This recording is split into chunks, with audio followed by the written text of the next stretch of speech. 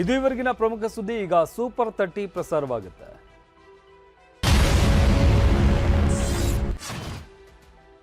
ಚಿನ್ನದ ನಿಧಿ ಸಿಕ್ಕಿದ್ದ ಗದಗ್ನ ಲಕ್ಕುಂಡಿಯಲ್ಲಿ ನಡೆದ 9ನೇ ದಿನದ ಉತ್ಖನನದಲ್ಲಿ ಅನೇಕ ಪ್ರಾಚ್ಯಾವಶೇಷಗಳು ಪತ್ತೆಯಾಗಿವೆ. ಕೋಟೆ ವೀರಭದ್ರೇಶ್ವರ ಸ್ವಾಮಿ ದೇಗುಲದ ಬಳಿ ನಡೆಯುತ್ತಿರುವ ಉತ್ಖನನದ ವೇಳೆ ಬಾವಿಯೊಂದರಲ್ಲಿ ಕಲ್ಯಾಣ ಚಾಲುಕ್ಯರ ಕಾಲದ ಶಿಲೆಗಳು ಪತ್ತೆಯಾಗಿವೆ. ಬಾವಿಯಲ್ಲಿ ಕಲ್ಯಾಣ ಚಾಲುಕ್ಯರ ಕಾಲದ ಏನು ಆಕರ್ಷಕ ಶಿಲೆಗಳು ಪತ್ತೆಯಾಗಿವೆ. ಈಗ ನಾವು ತೋರಿಸಿ ನೋಡ್ಬೋದು. ನಾವು ಗದಗ ತಾಲೂಕಿನ ಲಕ್ಕುಂಡಿ ಗ್ರಾಮದ ಒಂದು ಜಮೀನಿನಲ್ಲಿದ್ದೀವಿ. ಆ ಜಮೀನಿನ ಬಾವಿಯ ಗೋಡೆಯಲ್ಲಿ ಸಾಕಷ್ಟು ಶಿಲೆಗಳು ಕೂಡ ಈಗ ಗೋಚರ ಆಗ್ತಾ ಇದ್ದಾವೆ. ಒಂದು ಬಾವಿಯ ಗೋಡೆಯಲ್ಲಿ ಒಂದು ಮೂರ್ತಿಯನ್ನು ಗೋಚರ ಆಗ್ತಾ ಇದೆ. ಆ ಮೂರ್ತಿ ಏನು ಲಕ್ಷ್ಮಿ ಇಲ್ಲವೇ ಸರಸ್ವತಿ ಮೂರ್ತಿ ಇರಬಹುದು ಅಂತೇಳಿ ಈಗಾಗಲೇ ಹೇಳಲಾಗ್ತಿದೆ. ಇದು ಕಲ್ಯಾಣ ಚಾಲುಕ್ಯರ ಕಾಲದ ಆ ಒಂದು ಮೂರ್ತಿ. ಈ ಒಂದು ಗೋಡೆಯಲ್ಲಿ ಏನು ದ್ವಾರಪಾಲಕರ ಅನ್ನುವಂಥದ್ದು ಒಂದು ಶಿಲೆಯನ್ನು ನೋಡ್ಬೋದು. ಇನ್ನು ಲಕ್ಕುಂಡಿಯ ಜಮೀನೊಂದರಲ್ಲಿ ಘಟಸರ್ಪ ಮೂರ್ತಿ ಪತ್ತೆಯಾಗಿದೆ. ಐತಿಹಾಸಿಕ ಲಕ್ಕುಂಡಿ ಗ್ರಾಮದಲ್ಲಿನ ಸಂಪತ್ತು ಘಟಸರ್ಪ ಕಾಯ್ತಾ ಇದೆ ಅನ್ನೋ ಸುದ್ದಿ ಸಾಕಷ್ಟು ಚರ್ಚೆ ಗ್ರಾಸಾಗಿತ್ತು. ಸಾಕಷ್ಟು ಗ್ರಾಮಸ್ಥರು ಕೂಡ ನಮ್ಮೂರಲ್ಲಿ ಒಂದು ದೊಡ್ಡ ಘಟಸರ್ಪ ಇದೆ ಅಂತ ಹೇಳ್ತಾ ಇದ್ರು. ಅದಕ್ಕೆ ಪುಷ್ಟಿ ಎಂಬಂತೆ ಈಗ ಲಕ್ಕುಂಡಿ ಗ್ರಾಮದಲ್ಲಿ ಒಂದು ಘಟಸರ್ಪ ಇರುವಂತಹ ಒಂದು ಮೂರ್ತಿಯನ್ನು ಸಿಕ್ಕಿದೆ. ಈಗ ನೋಡ್ಬೋದು TV9 ಅದರ ಗ್ರೌಂಡ್ ರಿಯಾಲಿಟಿ ಚೆಕ್ನಲ್ಲಿ ಸಂಪೂರ್ಣ ಕೂಡ ಎಲ್ಲವನ್ನು ನಾವು ತೋರಿಸುವಂಥ ಪ್ರಯತ್ನ ಮಾಡ್ತೀವಿ. ಇದು ಷಣ್ಮುಖಪ್ಪ ರವಜಿ ಅನ್ನೋರ ಜಮೀನು. ಆ ಜಮೀನದಲ್ಲಿ ಒಂದು ಘಟಸರ್ಪ ಅಂದರೆ ಏಳು ಹೆಡೆಗಳಿರುವಂಥ ಘಟಸರ್ಪದ ಮೂರ್ತಿಯನ್ನು ಪತ್ತೆಯಾಗಿದೆ. ಇದು ಕಲ್ಯಾಣ ಚಾಲುಕ್ಯರ ಕಾಲದ್ದು ಮೂರ್ತಿ ಅಂತ ಹೇಳಲಾಗ್ತಿದೆ. ಮಣ್ಣು ಅಗೆಯೋ ಜಾಗದಲ್ಲಿ ಮತ್ತೊಮ್ಮೆ ಮೂಳೆಗಳು ಸಿಕ್ಕಿವೆ. ಲಕ್ಕುಂಡಿಯಲ್ಲಿ ನಿಧಿಗಾಗಿ ನಡೆಯುತ್ತಿರೋ ಶೋಧ ಕಾರ್ಯದಲ್ಲಿ ಈಗಾಗಲೇ 10 ಅಡಿಗೂ ಹೆಚ್ಚು ಆಳ ತೆಗೆಯಲಾಗಿದೆ. ನೆನೆ ಉತ್ಖನನ ವೇಳೆ ಹಸಿರು ಪಚ್ಚೆ ಕಲ್ಲು ಪತ್ತೆ ಬಳಿಕ ಕುತೂಹಲ ಹೆಚ್ಚಾಗಿದೆ. ಉತ್ಖನನ ನಡೆಯುತ್ತಿರೋ ಸ್ಥಳಕ್ಕೆ ವಾನರ ಸೇನೆ ಎಂಟ್ರಿ ಕೊಟ್ಟು ಕುತೂಹಲ ಮೂಡಿಸಿದವು. ಮತ್ತೊಂದೆಡೆ ಉತ್ಖನನ ನಡೆಯುತ್ತಿರೋ ನಿರ್ಬಂಧಿತ ಸ್ಥಳಕ್ಕೆ ಬೇಲಿ ಹಾಕಿ ಬಂದೋಬಸ್ತ್ ಮಾಡಲಾಗಿದೆ. ಇದಕ್ಕೂ ಮುನ್ನ ಈ ಜಾಗದಲ್ಲಿ ಬೇಕಾಬಿಟ್ಟಿ ಜನ ಒಳಗ್ ಬಂದಿದ್ರು. ಅಷ್ಟೇ ಅಲ್ಲ, ಕೆಲ ಸಂಘಟನೆ ಕಾರ್ಯಕರ್ತರು ಒಳನುಗ್ಗಿ ಡ್ರಾಮಾ ಮಾಡಿದ್ರು. ಇದರಿಂದ ಎಚ್ಚೆತ್ತ ಲಕ್ಕುಂಡಿ ಅಭಿವೃದ್ಧಿ ಪ್ರಾಧಿಕಾರ ಬೇಲಿ ಹಾಕಿ ಬಿಗಿ ಮಾಡಿದೆ. ನಿಟ್ಟಿನ ಕ್ರಮಗಳನ್ನು ಕೈಗೊಂಡಿದ್ದು ಯಾವೆಲ್ಲ ಕ್ರಮ ಕೈಗೊಂಡಿದೆ ಅನ್ನೋದ್ರ ಬಗ್ಗೆ ನಾನು ತೋರಿಸಿ ನೋಡ್ಬೋದು. ಇದು ಗದಗ ತಾಲೂಕಿನ ಲಕ್ಕುಂಡಿ ಗ್ರಾಮದ ಕೋಟೆ ವೀರಭದ್ರ ದೇವಸ್ಥಾನ ಆವರಣ. ಈಗಾಗಲೇ ಕಟ್ಟಿಗೆಯ ಬಂಬು ಹಾಕಿ ಅದಕ್ಕೆ ಟೇಪನ್ನು ಸ್ವಚ್ಛ ಸಂಪೂರ್ಣ ಯಾರನ್ನೂ ಒಳಗೆ ಬರದ ರೀತಿಯಲ್ಲಿ ಕ್ರಮಗಳನ್ನು ಕೈಗೊಂಡಿದ್ದಾರೆ.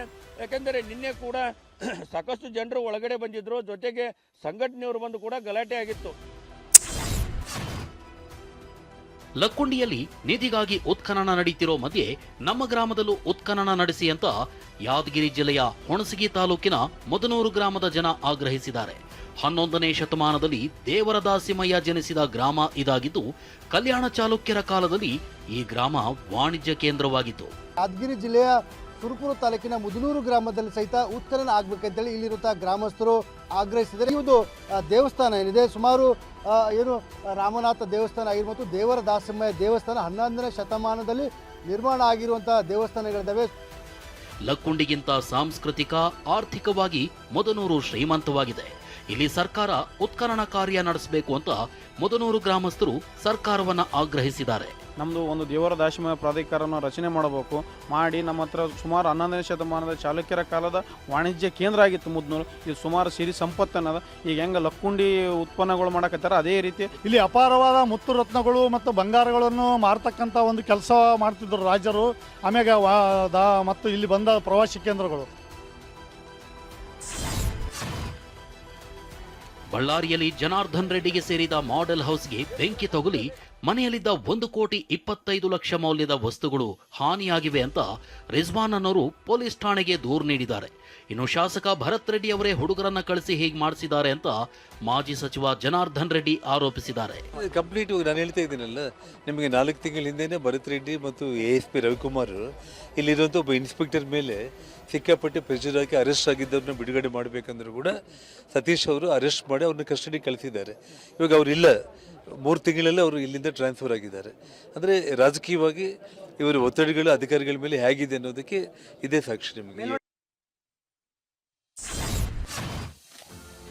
ಜನಾರ್ದನ್ ರೆಡ್ಡಿಗೆ ಸೇರಿದ ಮಾಡೆಲ್ ಹೌಸ್ಗೆ ಬೆಂಕಿ ಬಿದ್ದ ಪ್ರಕರಣ ಸಂಬಂಧ 6 ಅಪ್ರಾಪ್ತರು ಸೇರಿ 8 ಜನರನ್ನ ಬಳ್ಳಾರಿ ಪೊಲೀಸರು ವಶಕ್ಕೆ ಪಡೆದಿದ್ದಾರೆ. ಮಾಡೆಲ್ ಹೌಸ್ನಲ್ಲಿ ಯಾರು ವಾಸವಿಲ್ಲ ಅಂದಿರೋ SP ಸುಮನಾ ಡಿ ಪನ್ನೇಕರ್ ಮನೆಯಲ್ಲಿ ಯಾವುದೇ ವಸ್ತುಗಳಿರಲಿಲ್ಲ ಅಂದಿದ್ದಾರೆ. ಇನ್ನು ಆರೋಪಿಗಳು ಫೋಟೋ ಶೂಟ್ ಮಾಡಲು ಹೋಗಿದ್ದಾರೆ. ಸಿಗರೆಟ್ನಿಂದ ಮಾಡೆಲ್ ಹೌಸ್ಗೆ ಬೆಂಕಿ ತಗುಲಿರೋ ಶಂಕೆ ಇದೆ ಅಂದಿದ್ದಾರೆ. ಇನ್ನು ವಶಕ್ಕೆ ಪಡೆದ ವ್ಯಕ್ತಿಗಳು ಯಾವುದೇ ರಾಜಕೀಯ ಹಿನ್ನೆಲೆ ಹೊಂದಿಲ್ಲ ಅಂತಲೂ ಎಸ್ಪಿ ಸುಮನಾ ಡಿ ಪನ್ನೇಕರ್ ಹೇಳಿದ್ದಾರೆ. ಯಾವುದು ಸೋಫಾರ್ ಏನೂ ಇಲ್ಲ. ಅವರ ಪೇರೆಂಟ್ಸಿಗೂ ನಾವು ಬ್ಯಾಕ್ಗ್ರೌಂಡ್ನ ಅನಾಲಿಸಿಸ್ ಮಾಡಿದ್ದೇವೆ. ಯಾರೂ ಆ ಥರ ಗುರುತಿಸಿಕೊಂಡಂಥವ್ರು ಇಲ್ಲ. ಎಲ್ಲ ಹೆಚ್ಚು ಕಮ್ಮಿ ಆಟೋ ಡ್ರೈವರ್ಸು, ರಿಕ್ಷಾ ಇದ್ರದ್ದು ಗೂಡ್ಸ್ ಡ್ರೈವರು ಆ ಥರದ್ದು, ಆಮೇಲೆ ಕೂಲಿ ಕೆಲಸ ಮಾಡುವಂಥವರು ಎಲ್ಲ ಇದ್ದಾರೆ. ಸುಮಾರು 8 ಜನರನ್ನ ಈಗಾಗಲೇ ನಾವು ವಶಕ್ಕೆ ಪಡೆದಿದ್ದೇವೆ. ಅದರಲ್ಲಿ 2 ವಯಸ್ಕರಿದ್ದಾರೆ, ಮೇಜರ್ಸ್ ಇದ್ದಾರೆ. ಇನ್ನು 6 ಜನ ಅಪ್ರಾಪ್ತ ಬಾಲಕರು, ಕಾನೂನಿನ ಸಂಘರ್ಷಕ್ಕೆ ಒಳಗಾಗಿರುವಂತಹ ಬಾಲಕರಿದ್ದಾರೆ. ಸೊ ಫೋಟೋಸ್ ತೆಕ್ಕೊಳ್ಳೋಕ್ಕೆ ಅವರು ಫಸ್ಟ್ ಫ್ಲೋರು ಮೇಲೆ ಟೆರೆಸು ಅಲ್ಲೆಲ್ಲ ಹೋಗಿ ಸನ್ಸೆಟ್ ಫೋಟೋಸ್ ತೆಕ್ಕೊಳ್ಳುವಂಥದ್ದು ಮಾಡಿದ್ದಾರೆ. ಬಿದ್ದಿರೋವಂಥ ಬೆಂಕಿ ಕೊಟ್ಟನ ಒಂದು ಅಪ್ರಾಪ್ತ ಬಾಲಕ, ಅದರಲ್ಲಿ ಗೊತ್ತಿಲ್ಲದೇನೆ ಅಲ್ಲಿ ಏನೋ ಒಂದು ವಸ್ತುವಿಗೆ ತಾಕ್ಸಿರೋ ಅಂಥದ್ದು, ಆಟ ಆಡ್ತಾ ಆಗಿರುವಂಥದ್ದು ಮೇಲ್ನೋಟಕ್ಕೆ ಕಂಡು ಬರ್ತಾ ಇದೆ.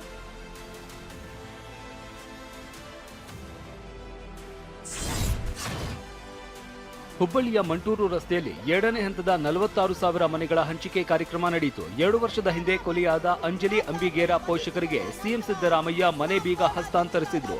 ಸಿಎಂ ಕೈಯಿಂದ ಮನೆ ಬೀಗ ಪಡೆಯುವಾಗ ಅಜ್ಜಿ ಕಣ್ಣೀರಿಟ್ರು. ಇನ್ನು ಕಾರ್ಯಕ್ರಮ ಉದ್ದೇಶಿಸಿ ಮಾತನಾಡಿದ ಸಿಎಂ ಸಿದ್ದರಾಮಯ್ಯ, ಮೊದಲ ಹಂತದಲ್ಲಿ 36,000 ಮನೆ ನೀಡಿದ್ವಿ. ಇದೀಗ 42,345 ಮನೆಗಳನ್ನ ನೀಡಿದ್ದೇವೆ. ಆದರೆ ಬಿಜೆಪಿ 10 ವರ್ಷದಲ್ಲಿ ಏನ್ ಮಾಡಿದೆ ಅಂತ ಹೇಳಿ ಅಂತ ಸವಾಲು ಎಸೆದಿದ್ದಾರೆ. ಇನ್ನು ಈ ಕಾರ್ಯಕ್ರಮಕ್ಕೂ ಮುನ್ನ ಎಐಸಿಸಿ ಅಧ್ಯಕ್ಷ ಮಲ್ಲಿಕಾರ್ಜುನ ಖರ್ಗೆ ಅವರನ್ನ ಭೇಟಿಯಾಗಿದ್ದ ಸಿಎಂ ಸಿದ್ದರಾಮಯ್ಯ ಕೆಲವೊತ್ತು ಚರ್ಚೆ ನಡೆಸಿದ್ದು ಕುತೂಹಲ ಮೂಡಿಸಿದೆ.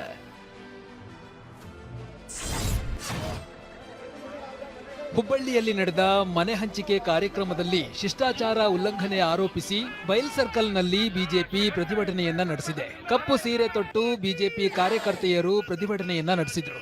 ಇನ್ನೊಂದೆಡೆ ಬಿಜೆಪಿಗೆ ತಿರುಗೇಟು ನೀಡಿದ ವಸತಿ ಸಚಿವ ಜಮೀರ್ ಅಹಮದ್ ಖಾನ್, ಗ್ಯಾರಂಟಿ ಒತ್ತಡದ ನಡುವೆಯೂ ಮನೆಗಳನ್ನ ಹಂಚುತ್ತಿದ್ದೇವೆ, ಬಿಜೆಪಿಯವರಿಗೆ ಹೊಟ್ಟೆ ಕಿಚ್ಚು, ಅವರಿಗೆ ಒಂದೇ ಒಂದು ಮನೆ ನೀಡೋದಕ್ಕೆ ಆಗ್ಲಿಲ್ಲ ಅಂತ ಕಿಡಿಕಾರಿದ್ರು. ಹೋದ ವರ್ಷ 24 ಮಾರ್ಚ್ ಅಲ್ಲಿ 36,780 ಮನೆಗಳು ಕೊಟ್ವಿ. ಏನೀಗ ಬಿಜೆಪಿ ಅವ್ರು ಕೊಡಕ್ ಸಾಧ್ಯ ಆಗಿಲ್ಲ? ಅವಾಗ ಯಾವ ಗ್ಯಾರಂಟಿನೂ ಇರಲಿಲ್ಲ ಅವ್ರಿಗೆ.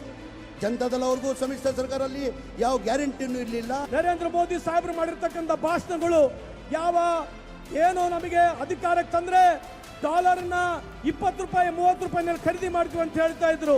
ಇವತ್ತು 92 ರೂಪಾಯಿಗೆ $1 ಸಿಗ್ತಾ ಇದೆ ಬಂಧುಗಳೇ. 1 ತೊಲೆ ಬಂಗಾರ ಎಷ್ಟಿದೆ? 1 ತೊಲೆ ಬಂಗಾರ ಎಷ್ಟಿದೆ ಬಂಗಾರ? ನಮ್ಮ ಕಾಲದಲ್ಲಿ 2014 ಇಸ್ವಿನಲ್ಲಿ 1 ತೊಲೆ ಬಂಗಾರ 28,000 ರೂಪಾಯಿಗಿದ್ರೆ ಇವತ್ತು 1 ತೊಲೆ ಬಂಗಾರ ಎಷ್ಟಿದೆ? ನಾವು 55 ರೂಪಾಯಿ 60 ರೂಪಾಯಿನಲ್ಲಿ ಪೆಟ್ರೋಲ್ ಡೀಸೆಲ್ ಕೊಡ್ತಾ ಇದ್ರೆ ಇವತ್ತು 100ಕ್ಕೂ ಹೆಚ್ಚು ರೂಪಾಯಿ ಇವತ್ತು ಪೆಟ್ರೋಲ್ ಡೀಸೆಲ್ ಇದೆ ಬಂಧುಗಳೇ. ಹಾಸನ ಹೊರವಲಯದ ಭುವನಹಳ್ಳಿಯಲ್ಲಿ ಜೆಡಿಎಸ್ ಸಮಾವೇಶ ನಡೆಯಿತು. ಜೆಡಿಎಸ್ ಪಕ್ಷ ಸ್ಥಾಪನೆ ಮಾಡಿ 25 ವರ್ಷಗಳಾಗಿವೆ. ದೇವೇಗೌಡರ ಜನ್ಮಭೂಮಿಯಲ್ಲೇ ಬೆಳ್ಳಿ ಹಬ್ಬ ಆಚರಣೆಯನ್ನ ಮಾಡ್ತಿದ್ದೇವೆ. ಭ್ರಷ್ಟ ಸರ್ಕಾರ ತೆಗೆಯಲು ಈ ಸಮಾವೇಶ ಮಾಡ್ತಿದ್ದೇವೆ ಅಂತ ಕೇಂದ್ರ ಸಚಿವ ಎಚ್ ಡಿ ಕುಮಾರಸ್ವಾಮಿ ಹೇಳಿದ್ದಾರೆ. ಜೊತೆಗೆ ರಾಜ್ಯ ರಾಜಕೀಯಕ್ಕೆ ಬರುವುದು ಜನತೆಯ ಇಚ್ಛೆ, ಭಗವಂತನ ಇಚ್ಛೆ ಅಂತ ಕೂಡ ಹೇಳಿದ್ದಾರೆ. ಯಾರು ಆಡಳಿತ ನಡೆಸ್ತಾ ಇದ್ದಾರೋ ಅವರಿಗೆ ನಿಮ್ಮ ಆಟ ನಡೆಯೋದಿಲ್ಲ. ನಾವು ಇದ್ದೇವೆ. ಈ ನಾಡು ಯಾವ ದಿಕ್ಕಿನಲ್ಲಿ ಹೋಗ್ತಾ ಇದೆ? ರಾಜ್ಯ ಸ್ವರ್ಗೋಗಿದೆ. ರಾಕ್ಷಸರ ಕೈಯಲ್ಲಿ ಸಿಕ್ಕಿ ಈ ರಾಜ್ಯ ಸಂಪತ್ಭರಿತವಾದಂತ ನಾಡನ್ನ ಪ್ರತಿ ಹಂತದಲ್ಲೂ ಲೂಟಿ ಮಾಡ್ತಾ ಇದ್ದಾರೆ. ಈ ಬಾರಿ ಗಣರಾಜ್ಯೋತ್ಸವದಲ್ಲಿ ರಾಜ್ಯದ ಸ್ತಬ್ಧ ಚಿತ್ರ ಇರೋದಿಲ್ಲ ಅನ್ನೋ ವಿಚಾರ ತಿಳಿದು ಬಂದಿದೆ. ಸರಿಯಾಗಿ ಪತ್ರ ವ್ಯವಹಾರ ನಡೆದಿಲ್ಲ, ಹಾಗಾಗಿ ಗೊಂದಲ ಆಗಿತ್ತು ಅಂತ ಬಿಜೆಪಿ ಸಂಸದ ಯದುವೀರ್ ಒಡೆಯರ್ ಹೇಳಿದ್ದಾರೆ. ಇನ್ನು ಬಿಜೆಪಿ ವಿರುದ್ಧ ಆಕ್ರೋಶ ಹೊರಹಾಕಿರುವ ಶಾಸಕ ಪ್ರದೀಪ್ ಈಶ್ವರ್, ಇದು ಬಿಜೆಪಿ ಕರ್ನಾಟಕಕ್ಕೆ ಮಾಡಿದ ಅಪಮಾನ, ಇದರ ಬಗ್ಗೆ ನಾಲಾಯಕ ಸಂಸದರು ಮಾತನಾಡಲಿ ಅಂತ ಕಾಂಗ್ರೆಸ್ ಶಾಸಕರು ಕಿಡಿಕಾರಿದ್ದಾರೆ. ಅಲ್ಲಿ ಬಹಳ ಗೊಂದಲ ಇದೆ. ನಾನು ಆಗಲೇ ಕ್ಲಾರಿಫಿಕೇಶನ್ ಕೊಡೋದಕ್ಕೆ ನಾನು ಕೇಳಿದ್ದೀನಿ. ಆದರೆ ಇದಾದರೂ ಸ್ಪಷ್ಟವಾಗಿ ಬಂದಿದೆ. ಅಲ್ಲೇ ಯಾವುದೇ ರೀತಿಯ ಅರ್ಜಿ ಅಥವಾ ಏನು ಪ್ರಕ್ರಿಯೆ ಇದೆ ಅದು ಪಾಲನೆ ಮಾಡಿಲ್ಲದೆ ಇರತಕ್ಕಂಥದ್ದು ಒಂದು ಅನುಮಾನ ಇದೆ. ದಯವಿಟ್ಟು ನಮ್ಮ ರಾಜ್ಯಕ್ಕೆ ಅನ್ಯಾಯ ಆಗಿದೆ. ರಿಪಬ್ಲಿಕ್ ಡೇ ಇಂದ ಅನ್ಯಾಯ ಆಗಿದೆ. ಕರ್ನಾಟಕನೇ ಯಾಕೆ ನೀವು ಆಚೆ ಇಟ್ಟು? ಅಷ್ಟೇ ನನ್ನ ಪ್ರಶ್ನೆ. ಇದಕ್ಕೆ ನಾನು ನಮ್ಮ ಗೌರವಾನ್ವಿತ ನಾಲಾಯಕ ಎಂಪಿಗಳನ್ನ ಕೇಳಕ್ಕೆ ಬಯಸ್ತೇನೆ. ಎಣ್ಣೆ ಸಿಗರೇಟು ಅಂತ ಪಾರ್ಟಿ ಮಾಡಿದ್ದ ಈ ದುಷ್ಟರ ಕಣ್ಣು ರಾತ್ರಿ ಗೆಳೆಯನ ಜೊತೆ ರಸ್ತೆಯಲ್ಲಿ ನಿಂತಿದ್ದ ಯುವತಿ ಮೇಲೆ ಬಿದ್ದಿದೆ. ಹೋಗೋ ಕೆಲಸವನ್ನೇ ಮರೆತು ನೇರವಾಗಿ ಯುವತಿ ಬಳಿ ಬಂದು ಅಸಭ್ಯವಾಗಿ ವರ್ತಿಸಿದ್ದಾರೆ. ಜೊತೆಗಿದ್ದ ಯುವತಿ ಗೆಳೆಯನ ಮೇಲೆ ಹಲ್ಲೆ ಮಾಡಿದ್ದಲ್ಲದೆ ಯುವತಿಗೆ ಲೈಂಗಿಕ ಕಿರುಕುಳ ನೀಡಿದ್ದಾರೆ. ಬೆಂಗಳೂರಿನ ಮಡಿವಾಳ ಠಾಣಾ ವ್ಯಾಪ್ತಿಯ ಮಾರುತಿ ನಗರದಲ್ಲಿ ಈ ಆರೋಪಿಗಳು ಮನೆಯೊಂದರಲ್ಲಿ ಪಾರ್ಟಿ ಮಾಡ್ತಾ ಇದ್ರು. ಈ ವೇಳೆ ಸಿಗರೇಟ್ ತರೋದಕ್ಕೆ ಹೊರಗೆ ಬಂದಿದ್ದ ಇಬ್ಬರು ದಾರಿಯಲ್ಲಿ ನಿಂತಿದ್ದ ಯುವತಿಯನ್ನ ನೋಡಿ ಟೀಕಿಸಿದ್ದಾರೆ. ಇದನ್ನ ಪ್ರಶ್ನಿಸಿದ ಯುವತಿ ಮತ್ತು ಆಕೆಯ ಸ್ನೇಹಿತನ ಮೇಲೆ ಹಲ್ಲೆ ಮಾಡಿ ಯುವತಿಗೆ ಲೈಂಗಿಕ ಕಿರುಕುಳ ನೀಡಿದ್ದಾರೆ. ಈ ಪ್ರಕರಣವನ್ನ ದಾಖಲಿಸಿಕೊಂಡು ಪುಂಡರ ಬೆನ್ನತ್ತಿದ ಪೊಲೀಸರು 4 ಬಂಧಿಸಿದ್ದಾರೆ. ವಿಜಯ್ ಕುಮಾರ್, ಡೇವಿಡ್, ತೇಜಸ್ವಿ ಮತ್ತು ಮೋಹಿತ್ನನ್ನ ಬಂಧಿಸಿ ವಿಚಾರಣೆ ನಡೆಸಿದ್ದಾರೆ. ಇನ್ನೊಂದೆಡೆ ಪಿಯುಸಿ ವಿದ್ಯಾರ್ಥಿನಿಗೆ ಲೈಂಗಿಕ ಕಿರುಕುಳವನ್ನ ನೀಡಿದ ಆರೋಪದಲ್ಲಿ ಬೆಂಗಳೂರಿನ ಆರ್ಟಿ ನಗರ ಠಾಣೆ ಪಿಸಿ ನಾಯಕ್ ಬಂಧನವಾಗಿದೆ. ಪೋಕ್ಸೋ ಕಾಯ್ದೆಯಡಿ ಕೇಸ್ ದಾಖಲಿಸಿ ಕ್ರಮ ಕೈಗೊಳ್ಳಲಾಗಿದೆ. ವಿಶ್ವಪ್ರಸಿದ್ಧ ತಿರುಪತಿ ದೇವಸ್ಥಾನದ ಪ್ರಸಾದವಾಗಿರುವ ಲಡ್ಡು ತಯಾರಿಕೆಗೆ ಕಲುಷಿತ ತುಪ್ಪ ಬಳಸಿದ ಪ್ರಕರಣದಲ್ಲಿ ಸಿಬಿಐ ನೇತೃತ್ವದ ಎಸ್ಐಟಿ ತನಿಖೆ ಮುಗಿದಿದೆ. ಅಂತಿಮ charge sheet ಸಲ್ಲಿಕೆಯಾಗಿದೆ.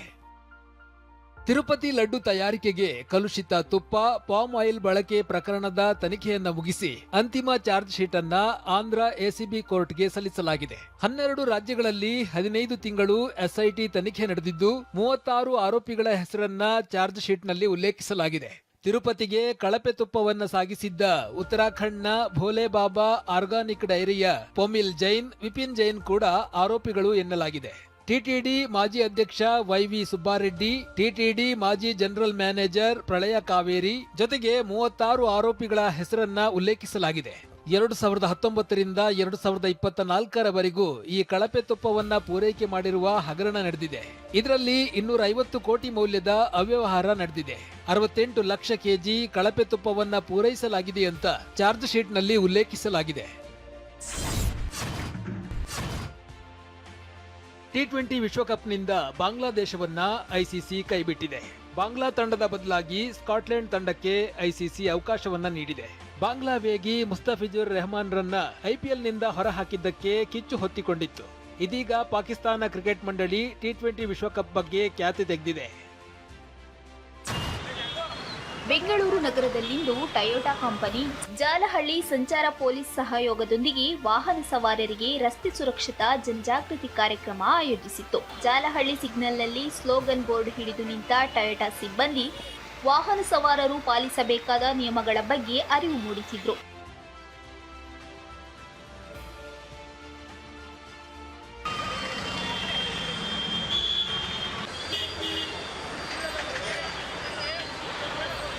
ಸಿಗ್ನಲ್ಗಳಲ್ಲಿನ zebra cross, helmet ಕ್ಲಿಪ್ಗಳನ್ನು lock ಮಾಡುವುದು, ಸೀಟ್ ಬೆಲ್ಟ್ ಹಾಕುವುದು ಸೇರಿದಂತೆ ವಾಹನ ಚಾಲಕರು ಪಾಲಿಸಬೇಕಾದ ನಿಯಮಗಳ ಬಗ್ಗೆ ಜಾಗೃತಿ ಮೂಡಿಸಿದ್ರು.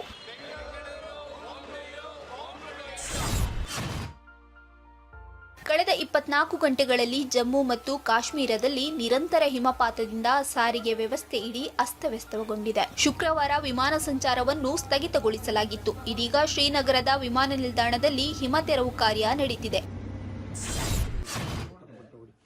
ಲ್ಯಾಂಡ್ಲಾರ್ಡ್ ಚಿತ್ರಕ್ಕೆ ವ್ಯಕ್ತವಾಗಿರೋ ಪ್ರತಿಕ್ರಿಯೆಗಳನ್ನು ಕೇಳಿ ಸಿಎಂ ಸಿದ್ದರಾಮಯ್ಯ ಸಿನಿಮಾ ನೋಡುವ ಹಂಬಲ ವ್ಯಕ್ತಪಡಿಸಿದ್ದಾರೆ. ಶೋಷಣೆಗೆ ಒಳಗಾದವರ ಹೋರಾಟ ಕಥೆಯನ್ನ ಹೊಂದಿರುವ ಈ ಸಿನಿಮಾ ಇವತ್ತಿಗೆ ಅವಶ್ಯಕ ಎಂದಿರುವ ಸಿಎಂ ಸಿನಿಮಾ ನೋಡೇ ನೋಡ್ತೀನಿ ಎಂದಿದ್ದಾರೆ. ದುನಿಯಾ ವಿಜಯ್ ಖುದ್ದು ಭೇಟಿ ಮಾಡಿ ಮಾನ್ಯ ಮುಖ್ಯಮಂತ್ರಿಗಳಿಗೆ ಆತ್ಮೀಯ ಆಹ್ವಾನ ನೀಡಿದ್ದಾರೆ. ಬಿಗ್ ಬಾಸ್ ಸೀಸನ್ 12ರ ವಿಜೇತ ಗಿಲ್ಲಿ ನಟ ತಮ್ಮೂರಿನಲ್ಲಿ ತಾವು ಓದಿದ ಶಾಲೆಗೆ ಭೇಟಿ ನೀಡಿದ್ದಾರೆ. ಶಿಕ್ಷಕರ ಜೊತೆ ಮಾತನಾಡಿ ಮಕ್ಕಳ ಜೊತೆ ಸಮಯ ಕಳೆದಿದ್ದಾರೆ. ಮತ್ತೊಂದು ಕಡೆ ಜಸ್ಟ್ 3 ತಿಂಗಳಲ್ಲಿ ಗಿಲ್ಲಿ ಇನ್ಸ್ಟಾಗ್ರಾಮ್ ಫಾಲೋವರ್ಗಳ ಸಂಖ್ಯೆ ದಿನದಿಂದ ದಿನಕ್ಕೆ ಹೆಚ್ಚಾಗುತ್ತಲೇ ಇದೆ. ಈಗಾಗಲೇ ಗಿಲ್ಲಿಯನ್ನು 20 ಲಕ್ಷ ಜನ ಫಾಲೋ ಮಾಡ್ತಿದ್ದಾರೆ. ಈ ಪ್ರೀತಿಗೆ ಎಂದಿಗೂ ಚಿರಋಣಿ ಅಂತ ಗಿಲ್ಲಿ ಪೋಸ್ಟ್ ಮಾಡಿ ಖುಷಿ ವ್ಯಕ್ತಪಡಿಸಿದ್ದಾರೆ.